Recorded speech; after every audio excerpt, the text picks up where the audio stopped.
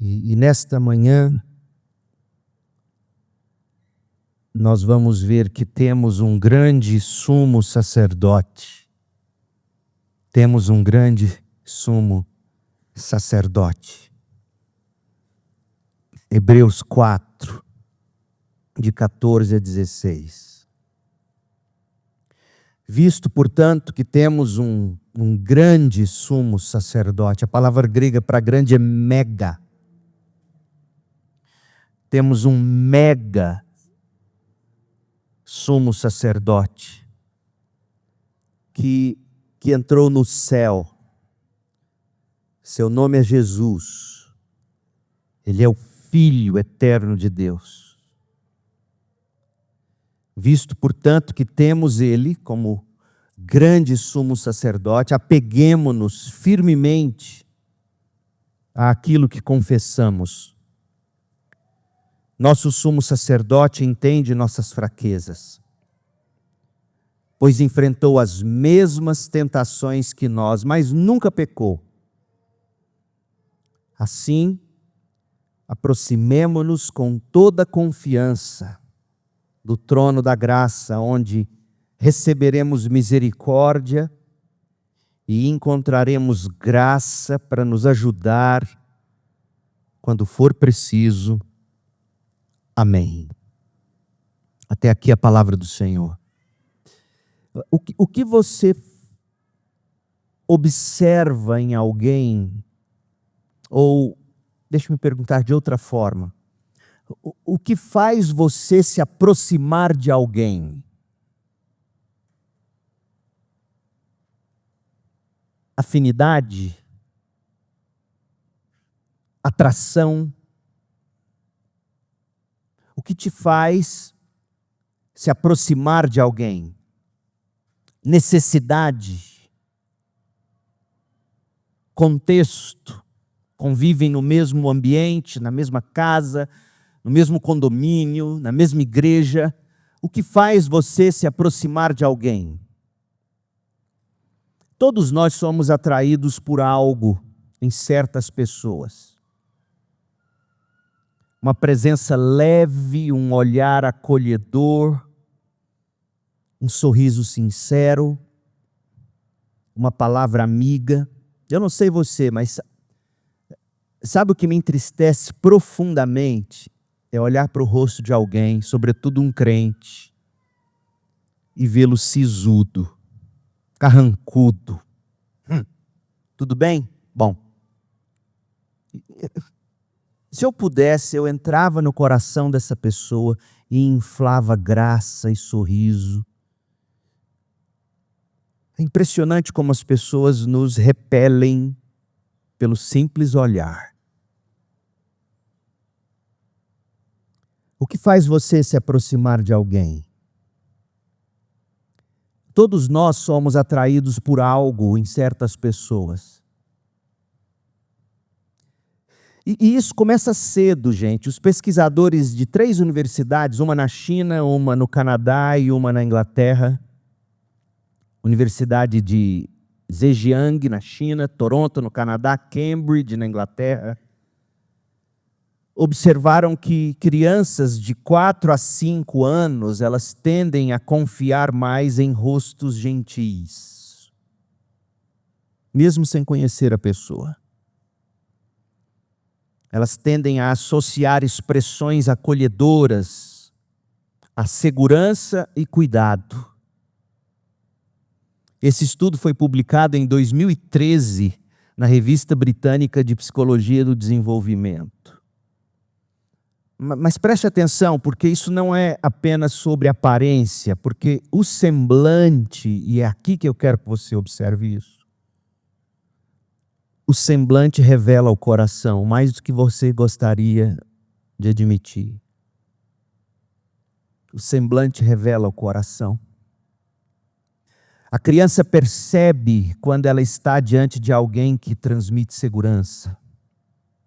Talvez por isso tantas crianças se aproximavam de Jesus e iam até para o colo de Jesus sem nenhum embaraço, pelo que se lê nos evangelhos.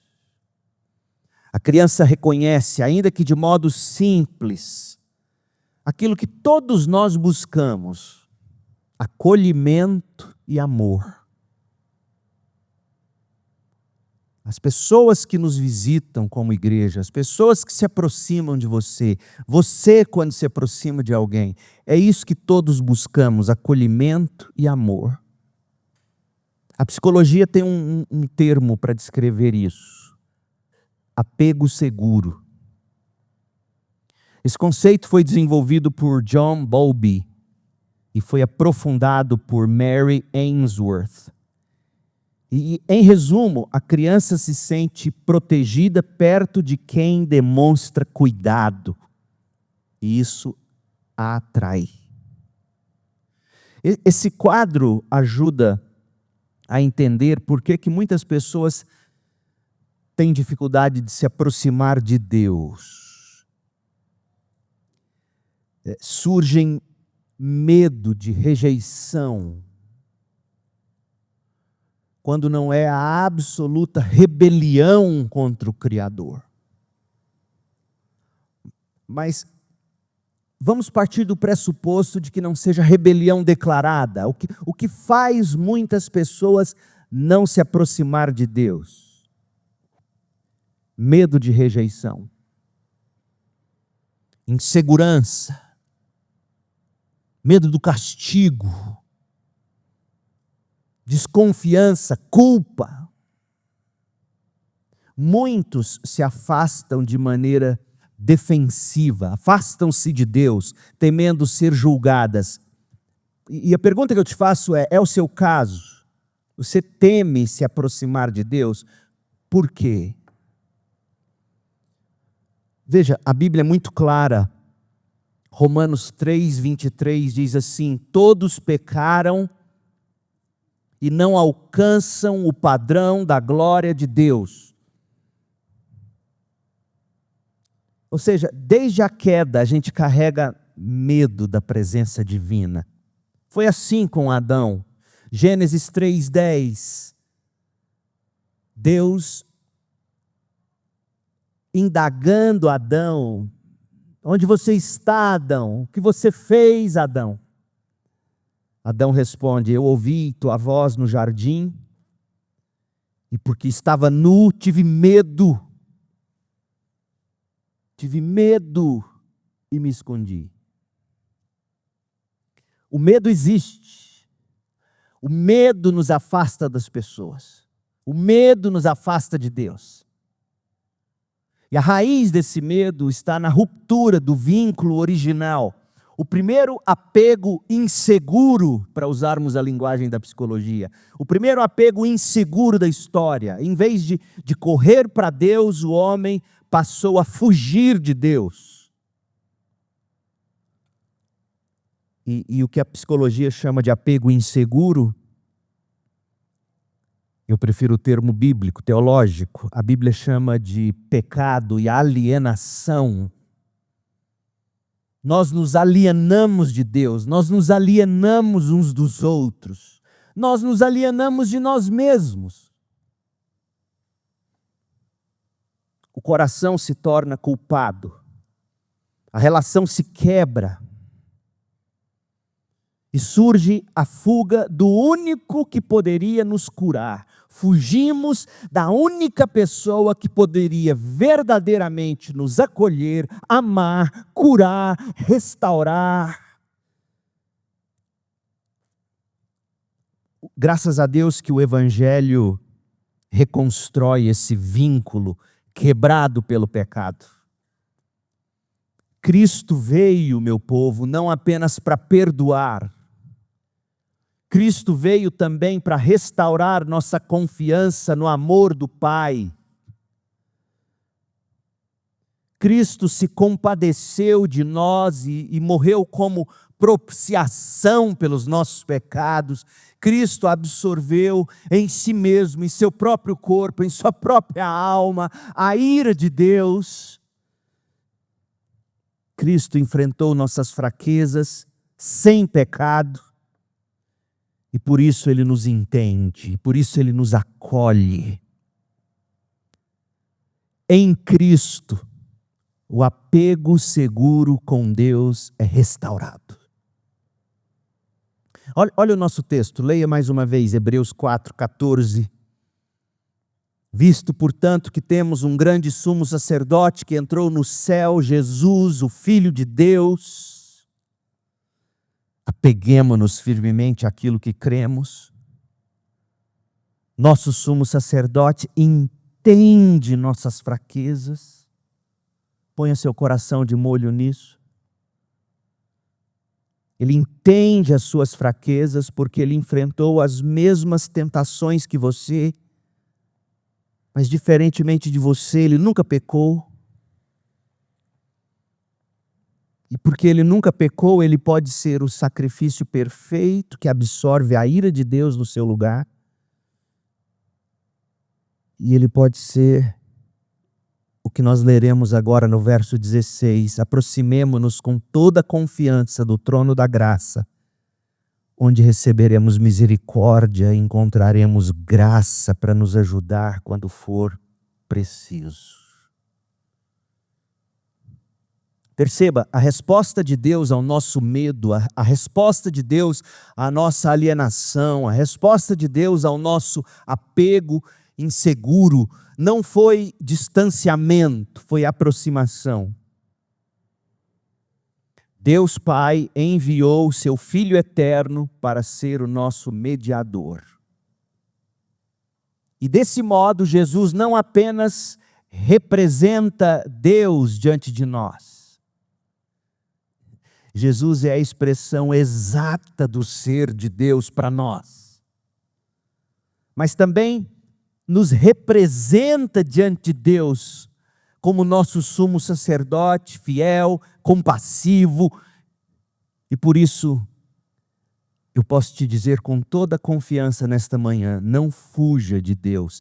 Aproxime-se dele, Hebreus 4:16. Aproxime-se dele pela fé, Hebreus 4:14. Aproxime-se de Deus por meio de Jesus, porque há graça diante do trono de Deus. Por meio de Cristo, Deus dará o que você não merece. Isso é graça. É Deus te dar o que você não merece. Isso é graça. E o que é misericórdia? Porque também achamos misericórdia em Cristo diante do trono de Deus. Misericórdia é Deus não te dar o que você merece. Isso é misericórdia. Você merece ser esmagado, Deus não te esmaga. Você não merece ser amado e acolhido, Deus te ama e acolhe em Cristo. Isso é graça. Esse trono é de graça e ele é de misericórdia. Ele não rejeita, ele acolhe. Mas não acolhe qualquer um e não acolhe de qualquer jeito. Acolhe tão somente aqueles que pela fé estão unidos a Cristo Jesus. Unidos pela fé a Cristo Jesus. Esses podem se aproximar de Deus, o Rei soberano. Cristo é o nosso apego seguro junto a Deus. Lembra da criança que confia num rosto acolhedor? Lembra? Pois bem, Deus nos deu um rosto para confiar. Deus nos deu o rosto de Cristo. E no rosto de Cristo, o Pai revela a sua glória e nos olha com graça e misericórdia. Cristo é o rosto seguro de Deus voltado para nós. Aleluia!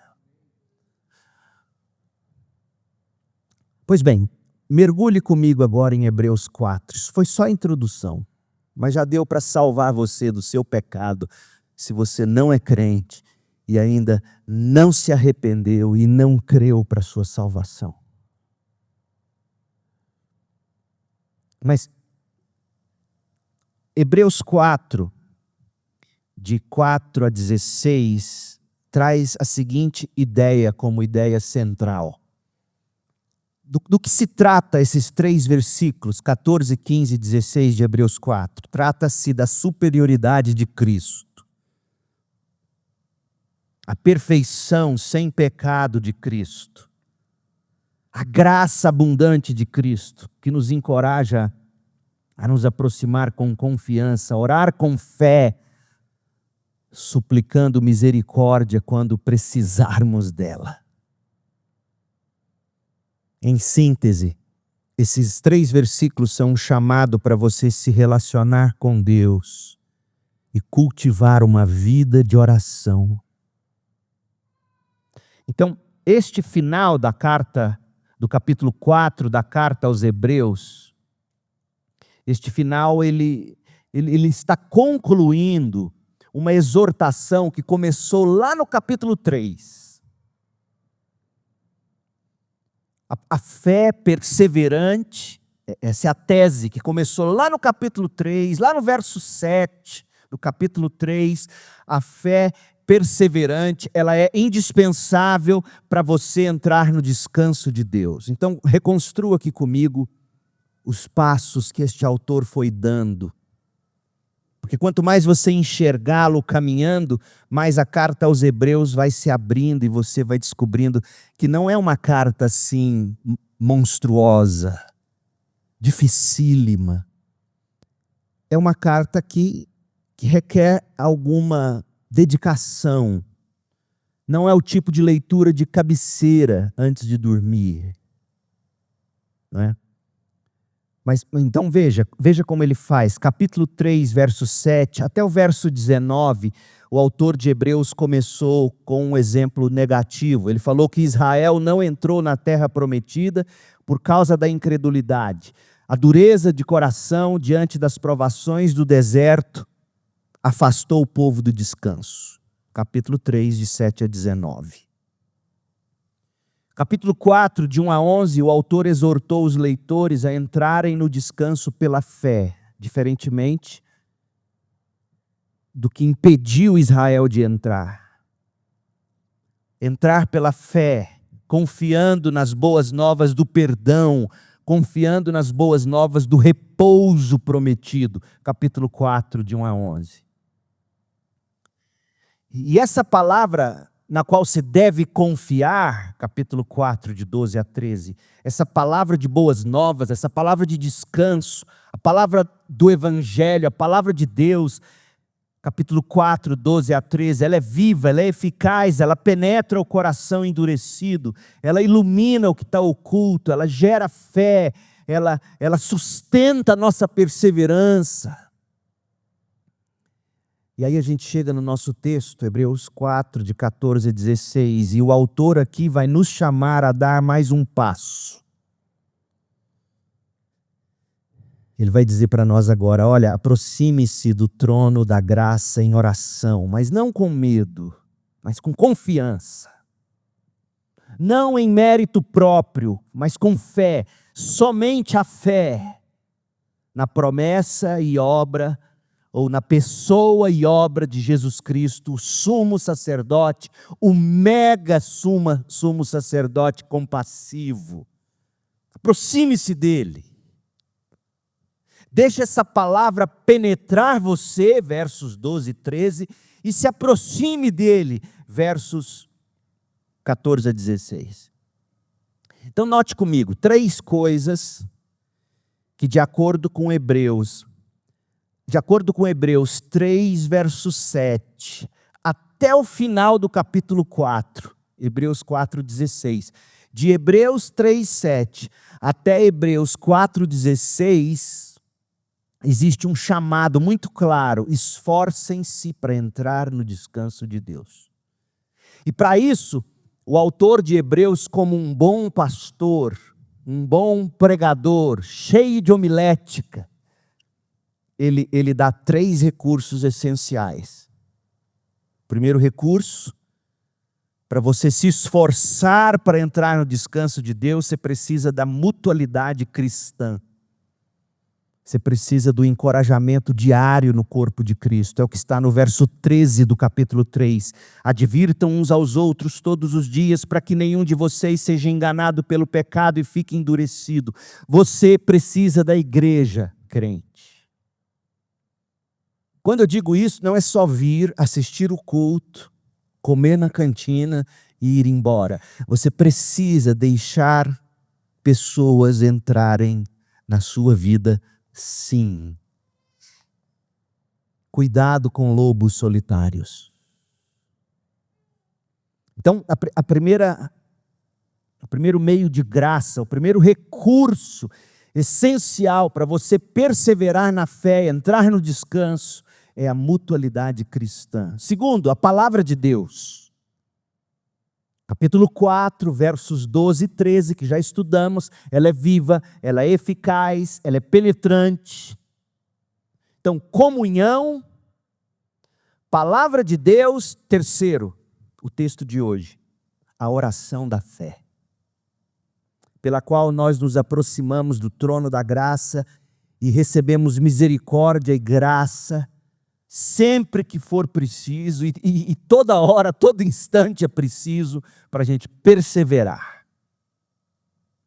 Ah, meu povo, como nós precisamos desses recursos, como você precisa da comunhão fortalecedora dos irmãos, da palavra viva e cortante e eficaz de Deus, e como você precisa da oração da fé.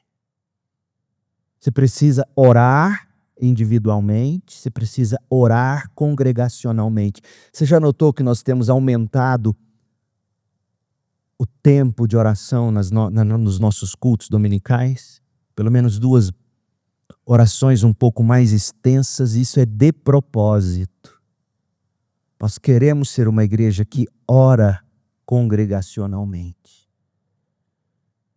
Então, esses recursos, comunhão, palavra de Deus, oração, esses são, pelo Espírito, os ventos que sopram as velas e impulsionam a embarcação da nossa vida rumo ao descanso eterno em Cristo Jesus. As 3 rajadas de vento que nos impulsionam, nos impelem. Comunhão fortalecedora, palavra de Deus e oração da fé. Nós já pregamos sobre as 2 primeiras. Nós refletimos sobre a comunhão dos irmãos, uma série até extensa dentro de Hebreus que nós abrimos para falar de koinonia, de grupos pequenos ou pequenos grupos. Mas agora eu quero falar da oração da fé. Nós também já falamos da palavra de Deus, etc. E a pergunta é, será que a gente pode de fato se aproximar diante de Deus? Será que a gente pode confiar que a gente vai ser ouvido? Você já parou para pensar o quanto as pessoas no nosso entorno nos fazem pensar cada vez mais que elas não nos ouvem? Você já parou para ver? Adolescentes não tiram o fone de ouvido do buraco das orelhas, dizendo: estou ocupado o tempo todo. Não fale comigo. As pessoas na rua o tempo todo, atravessando a rua com os olhos na tela do celular. Você conversa com alguém e ela, tudo, absolutamente tudo ao nosso redor grita para nós: eu não estou te ouvindo. E, portanto, nada mais natural de que pensar, será que Deus também não está me ouvindo? Ou melhor, será que Ele me ouviria mesmo? Eu, tão pecador, tão assustado, tão desconfiado, eu, tão marcado por culpas, por transgressões. Ora, pastor, será que seremos mesmo ouvidos? Mesmo? Será que Deus não vai nos julgar? Será que me aproximar de Deus, do trono de Deus, ainda que apenas em oração, será que eu não vou ser julgado? Afinal de contas, olha como é que termina o verso 13. O nosso texto é 4, do 14 ao 16. Olha o que foi dito no 4, verso 13. Nada em toda a criação está escondido de Deus. Tudo está descoberto e exposto diante de seus olhos. E é a Ele que prestaremos contas. Meu Deus, eu me aproximar desse? É aqui que muitos estremecem. É aqui que muitos, ainda que não digam,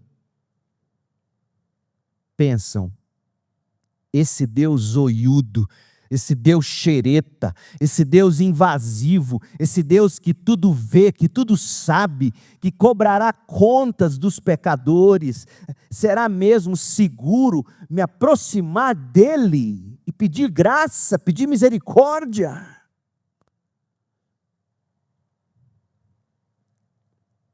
Fala que você nunca se sentiu assim.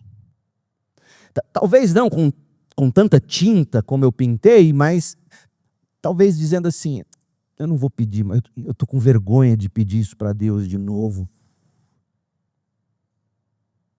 E a resposta para você é sim, você pode pedir de novo. E por quê? Não é porque seu pecado é menorzinho, porque não importa o tamanho dele. É por causa do nosso mega sumo sacerdote, Jesus Cristo. Por causa dele, e somente pela fé, você pode se aproximar sem medo. Mas como que você pode ter certeza? Porque não depende de quem você é. Depende de quem Cristo é. E depende do que Cristo fez pelas ovelhas dele. Então, olha a construção do argumento deste autor, verso 13, 4 verso 13. Nada em toda a criação está escondido de Deus. Então é bobagem sua achar que se você não se aproximar dele, ele não vai ver seu pecado. Porque tem esse outro lado da moeda. Hebreus está dizendo, olha, é bobagem sua achar que se esconder atrás de árvores, se esconder atrás de folhas, é bobagem sua achar que Deus não está te vendo. É bobagem sua achar que você não vai prestar conta. Então sabe qual é a melhor alternativa? Aproxime-se dele. Versos 14, 15 e 16. Aproxime-se desse mega sumo sacerdote. E aproxime-se confiando em que ele entende e ele derrama graça e misericórdia. Aproxime dele. Jesus é o nosso sumo sacerdote e isso faz toda a diferença. Agora pergunta, o que significa sumo sacerdote? A gente precisa entender essa categoria bíblica. Sem ela, a gente não compreende quem Jesus é, pelo menos não segundo o que Hebreus descreve para nós. Se você não entender a figura do sumo sacerdote, você não compreende quem Jesus é, você não compreende o que ele veio fazer, você não entende por que nós montaremos árvore de Natal em questão de dias e celebraremos o Natal. Você vai achar que Natal é só sobre peru, farofa, arroz com uva passas, outros brigam dizendo que é sem. E você vai achar que o Natal é isso, é comer peru, farofa e arroz. Se você não entender o que é o sumo sacerdote, você não vai entender uma das razões pelas quais Jesus veio ao mundo, e talvez a principal delas. Agora, uma das razões pelas quais a gente interpreta tão mal Jesus Cristo é que a gente perdeu as categorias bíblicas. A gente não tem mais categoria bíblica como raciocínio. A gente precisa acabar explicando as categorias para depois entrar e dizer, é isso. Mas primeiro entenda aqui a categoria. Se eu falasse aqui em termos de Batman, Homem-Aranha, Homem de Ferro, eu não sei o nome dos personagens dos doramas, mas se eu falasse esses nomes, na hora você entenderia. Walter White, Breaking Bad. Se eu falasse nesses termos, vocês teriam categorias. Mas não é nessas categorias que Deus nos apresenta o Filho Eterno de Deus. E a gente não tem entendido o Filho Eterno de Deus porque a gente perdeu as categorias. E sabe por que a gente perdeu as categorias? Porque a gente não dá valor ao Antigo Testamento. A gente não gosta de Levítico, Números, Deuteronômio, a gente não gosta. A gente acha que isso é coisa da lei, é coisa do passado, é coisa do Deus do Antigo Testamento. Agora é graça, agora vale tudo porque a graça cobre tudo. E aí a gente despreza, descarta o Antigo Testamento, não lê o Antigo Testamento e não constrói categorias. Eu estou relendo ou tentando reler o Senhor dos Anéis e uma coisa me estalou esses dias. A maioria de nós não gosta de ler o Senhor dos Anéis porque não tem as categorias. E uma das categorias é: você precisa saber o prazer que é andar entre árvores e rios e montanhas e natureza. Do contrário, se a sua vida é só asfalto duro e concreto e tela de celular, no máximo você vai assistir O Senhor dos Anéis em tela vezes 2 para ser rápido, porque você não vai ter a categoria para entender a natureza que Tolkien está descrevendo. Então, se você não tem categoria, você não vai entender o que Hebreus está chamando de sumo sacerdote, dizendo Jesus é o nosso sumo sacerdote. E aí, por não termos categorias para falar de Jesus, a gente cria categorias. Aí a gente chama Jesus de coach, de terapeuta, de psicólogo, de líder, de mestre da moral ou da moralidade, de um mestre moral iluminado, espírito altamente evoluído, guru, mentor. E talvez haja algo de verdade nessas imagens, mas nenhuma delas é tão profunda e fiel quanto a categoria que a Escritura mesma nos oferece. Jesus é o grande sumo sacerdote. Hoje já não existem sumos sacerdotes, nem em Israel. Se você for lá, não tem sumos sacerdotes. Desde a destruição do templo, no ano 70 da era cristã, não houve mais sumos sacerdotes em Israel. Não há sumos sacerdotes.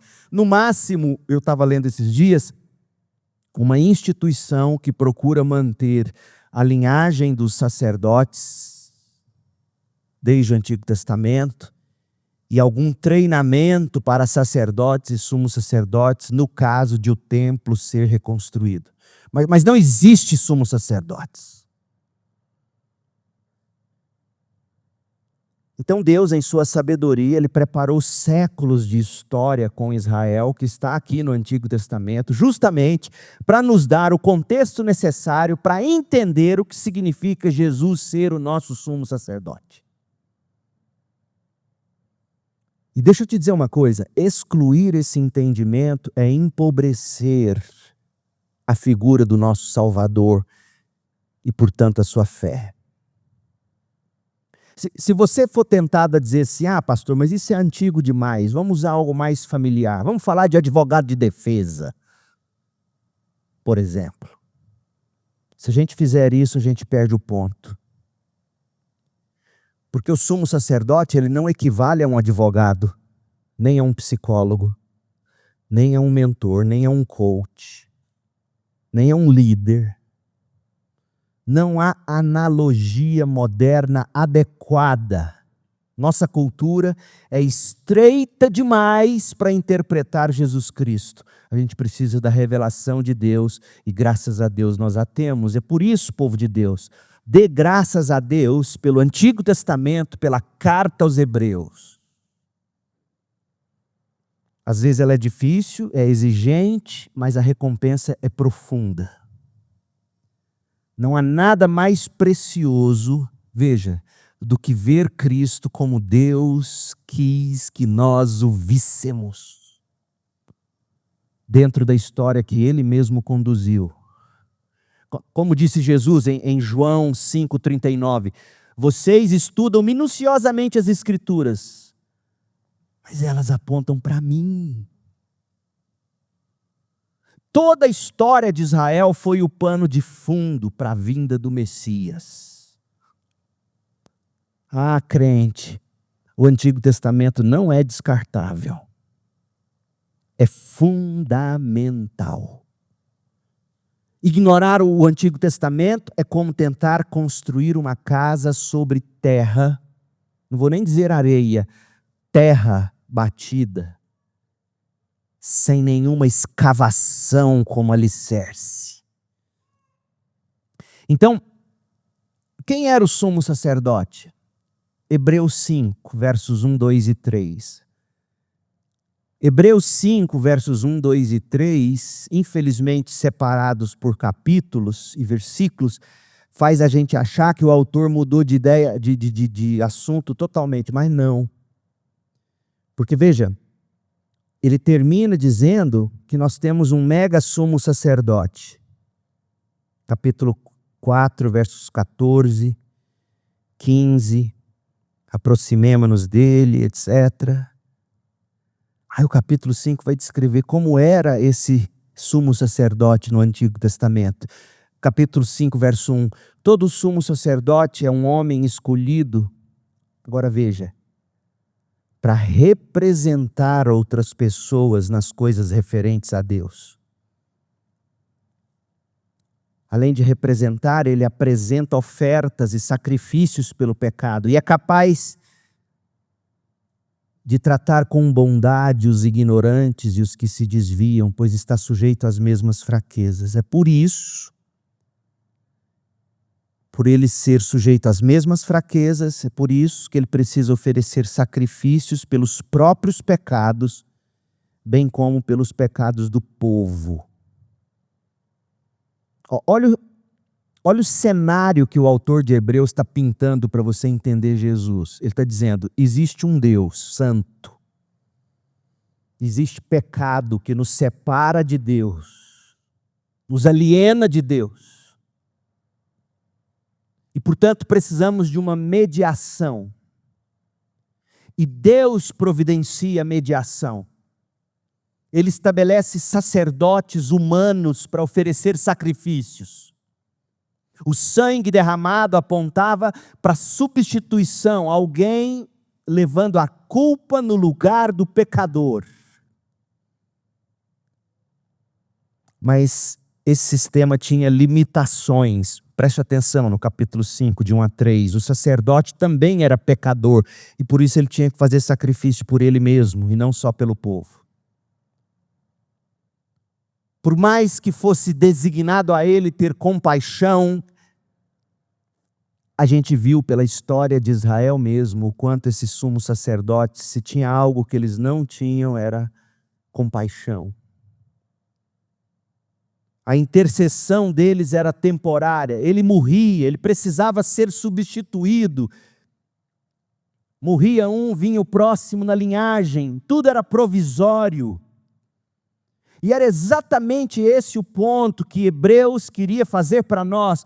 Todo o sistema sacerdotal do Antigo Testamento foi uma preparação, apontava para alguém maior. Convergia em Jesus Cristo, Filho de Deus, nosso mega sumo sacerdote perfeito. Ele não apenas, Jesus, não apenas exerce o sacerdócio, ele é também o sacrifício. Hebreus 9:12, Hebreus 9, 25 e 26, Hebreus 13, 12. Ele não apenas oferece, ele oferece a si mesmo como sacrifício. O sacerdote que oferece e o cordeiro que é oferecido são a mesma pessoa. Jesus Cristo, o mediador perfeito, o único capaz de nos levar ao Pai. Portanto, veja agora comigo, volte para Hebreus 4, de 14 a 16. O que esse autor vai nos ensinar sobre o nosso sumo sacerdote perfeito, definitivo? E qual diferença isso faz na sua vida hoje?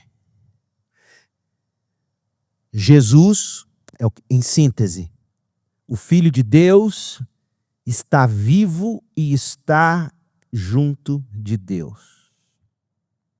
Hebreus 4, 14 apresenta 3 verdades cruciais sobre Jesus. Jesus está vivo, ele não permaneceu morto, ele ressuscitou.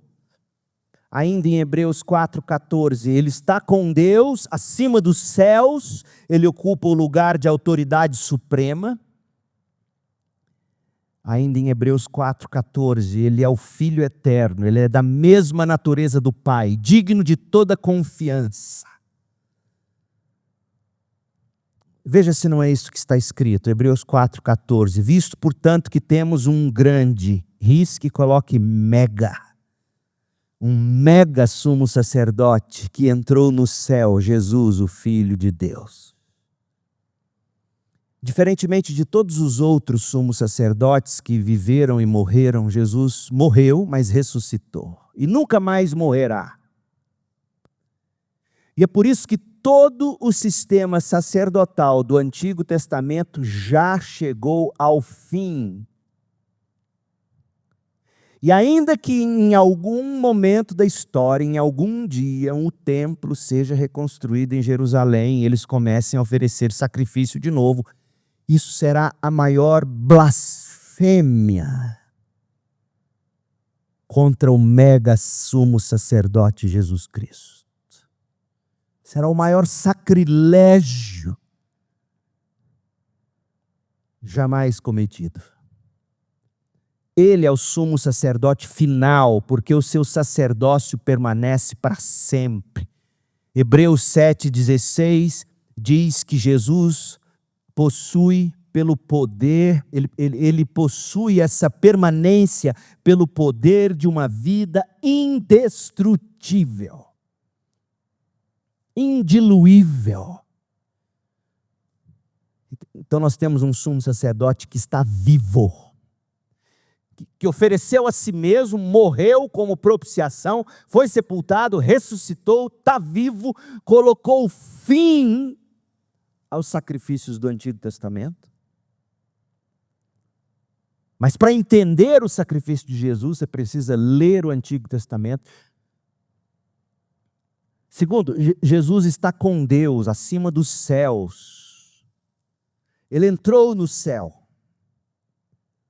Após a ascensão, ele atravessou os céus visíveis. Ele entrou na própria presença de Deus, o lugar santíssimo do tabernáculo e do templo, aquele que era acessado apenas uma vez por ano pelo sumo sacerdote, meramente humano. Aquele santo dos santos era apenas sombra do verdadeiro lugar santíssimo, o céu, onde Deus habita em glória, e à sua destra, Jesus Cristo, o mega sumo sacerdote. É ali que Jesus está hoje. Ele tem acesso diante do Pai, dia e noite. Hebreus 7:25, ele vive para sempre, para interceder por nós. Terceiro, Jesus é o Filho de Deus. Jesus não é apenas um homem exaltado, uma alma mais iluminada que as outras, como se diz no Espiritismo. Ele não é apenas um profeta. Ele é o Filho eterno de Deus, ele é Filho eterno do Pai eterno.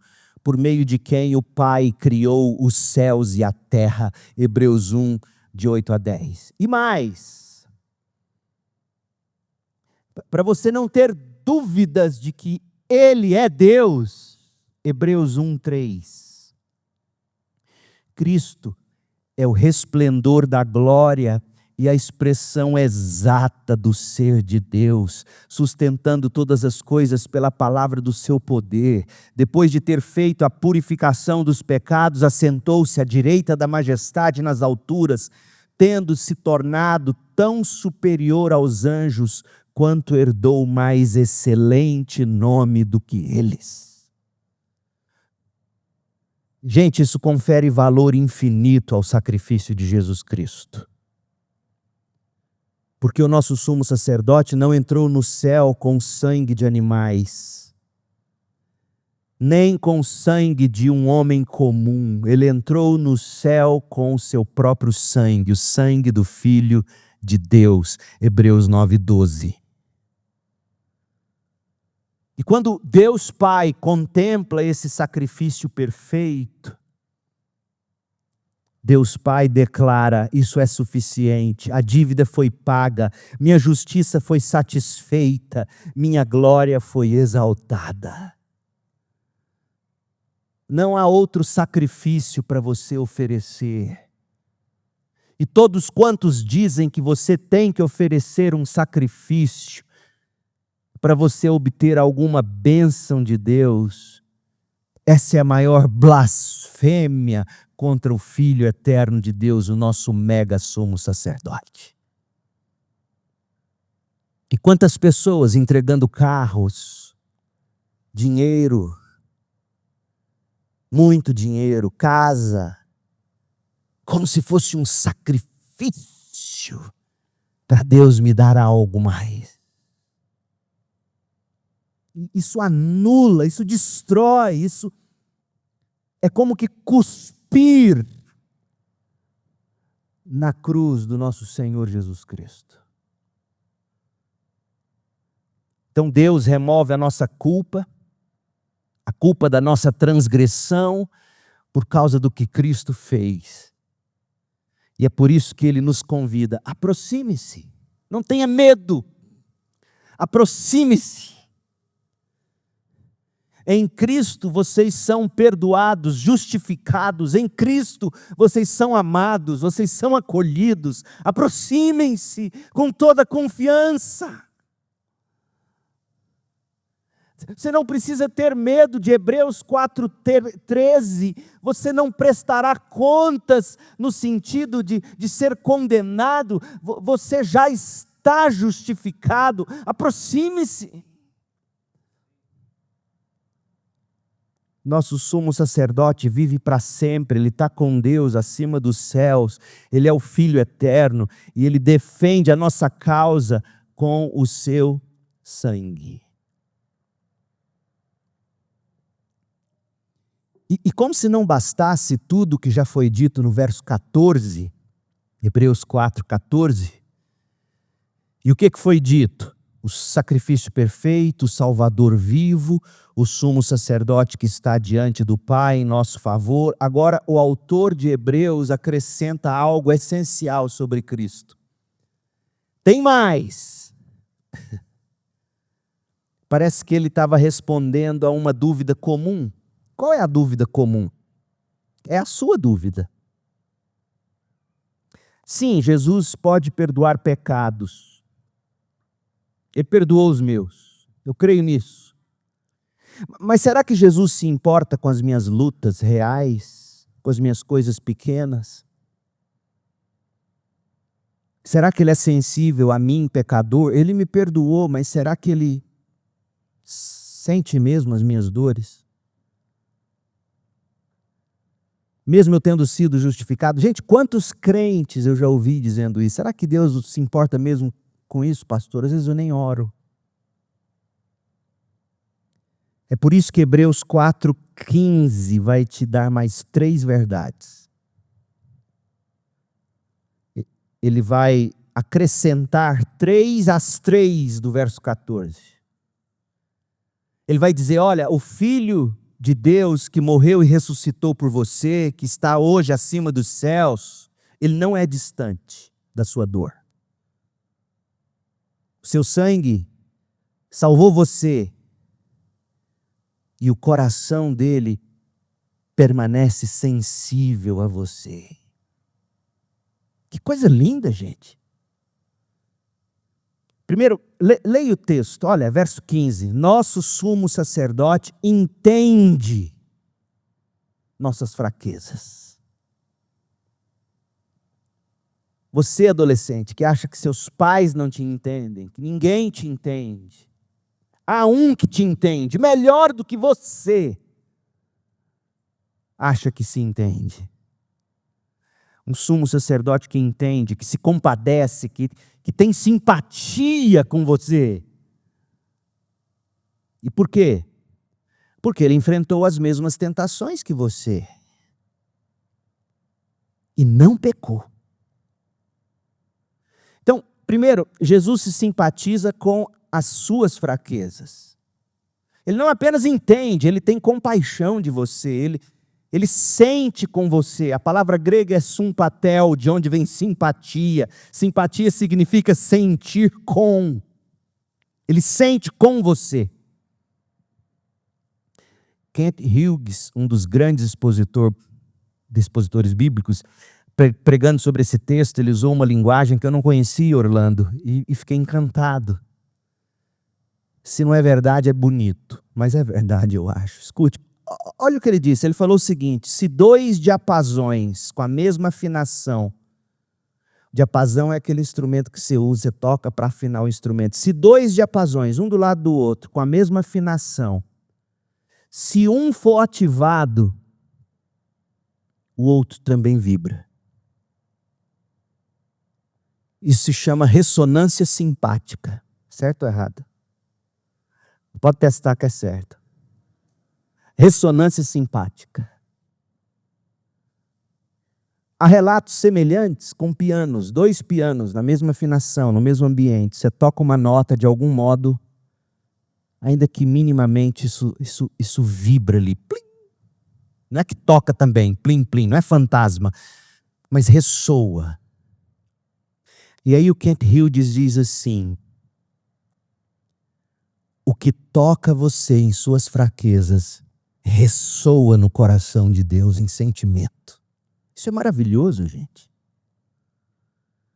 Quando uma nota de fraqueza é tocada em nós, ela ressoa em Cristo. E não existe dor, não existe angústia, não existe tentação, não existe sofrimento humano que não encontre eco em Cristo.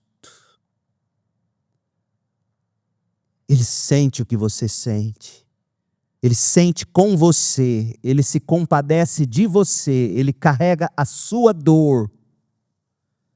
E é por isso que a gente pode se aproximar com confiança do trono da graça para receber misericórdia e achar graça no momento de necessidade. Hebreus 4,16.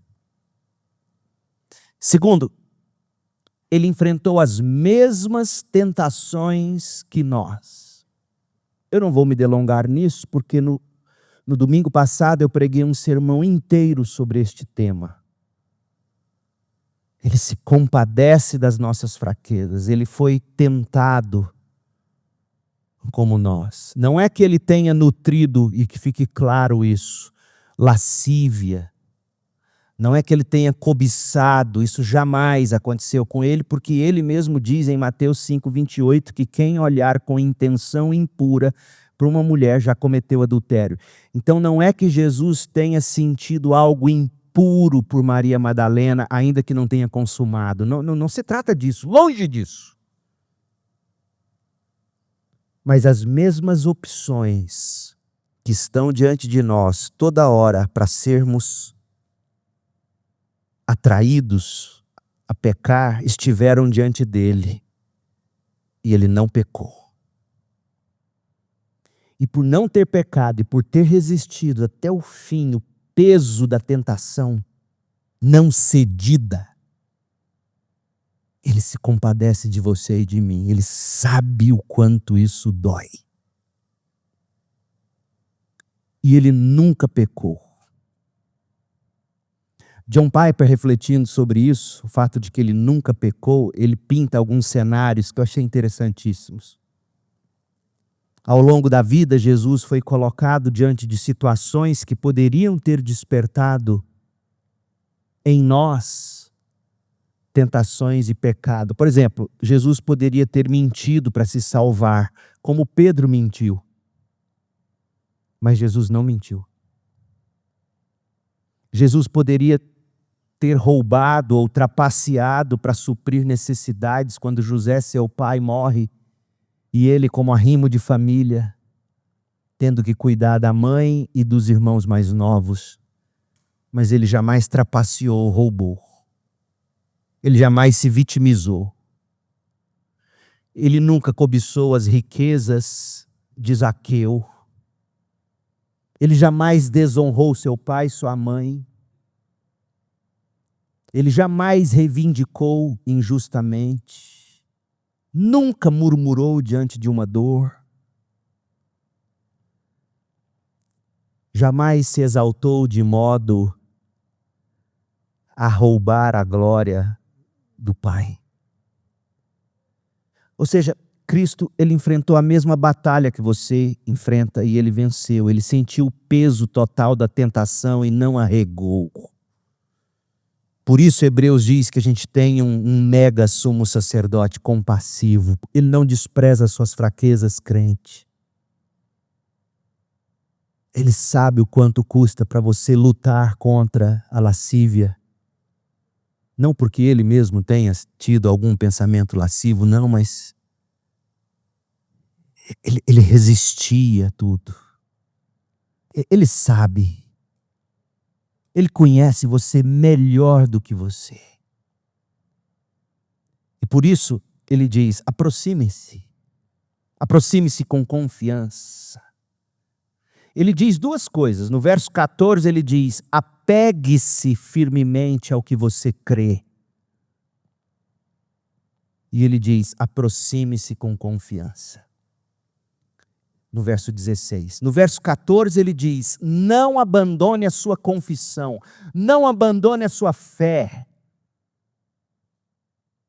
Apegue-se firmemente ao que você crê. Jamais cogite abandonar a fé cristã.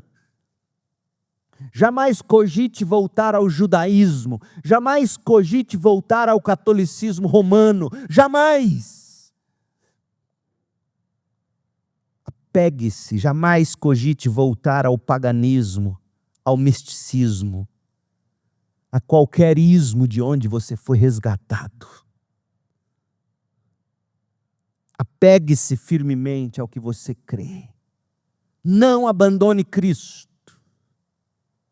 E Ele te deu razões, Ele é o sacrifício perfeito, Ele é a única coisa que pode justificar seus pecados diante de Deus. Ele é o único que pode interceder por você diante do Pai. Ele é o único. Apegue-se firmemente ao que você crê. Não abandone Cristo.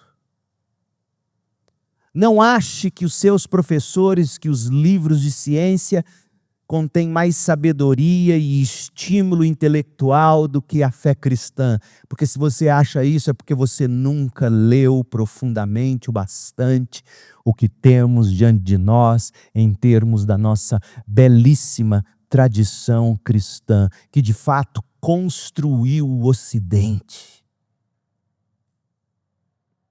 Apegue-se firmemente ao que você crê. Não abandone Jesus Cristo. E no verso 16, aproxime-se com confiança do trono da graça. Achegue-se a Cristo. Não abandone Cristo, verso 14, não abandone a confissão, mas mais do que manter a confissão, chega junto, aproxime-se. Venha para o abraço do Pai. Porque Ele está vivo, o Cordeiro está vivo. Ele está com Deus, Ele é o Filho eterno de Deus, Ele é compassivo. Ah, meu povo, e todos nós precisamos de ajuda. Você precisa de ajuda, eu preciso de ajuda. Não é verdade? Pense nas suas lutas, seja qual for. Você precisa de ajuda, mas tem um grande dilema. Você não merece essa ajuda. Nem eu. E é aqui que nasce o grande conflito humano. A gente tem uma necessidade infinita, enorme. E a gente carrega a culpa. A gente não merece. E esses 3 versículos que nós lemos e meditamos e estudamos nesta manhã, eles resolvem esse conflito para nós. Porque a graça que temos para receber, a misericórdia que temos para receber, não depende de nós, mas do mega sumo sacerdote, do grande sumo sacerdote. Então você tem uma grande necessidade e você não merece.